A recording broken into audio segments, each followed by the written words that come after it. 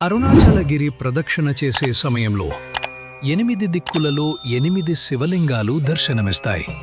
వాటిని అష్టలింగాలు అంటారు. ఇంద్రలింగం అధికారం, నాయకత్వాన్ని ప్రసాదిస్తుంది.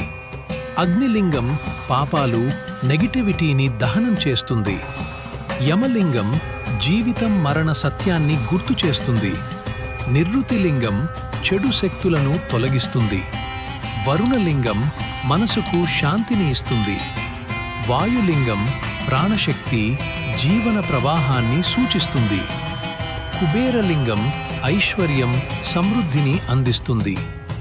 ఈశాన్యలింగం ఆధ్యాత్మిక మేల్కొలుపుకు ద్వారం. పూర్తి గిరివలం చేయటమంటే జీవితంలోని భయం, కర్మ, శాంతి, ఐశ్వర్యం, ఆధ్యాత్మికత అన్నిటినీ అనుభవిస్తూ ముందుకు సాగడం. అరుణాచలం చుట్టూ ప్రతి అడుగు ఒక శక్తి యాత్ర, ఒక అంతరంగ మార్పు, ఒక మోక్ష మార్గం.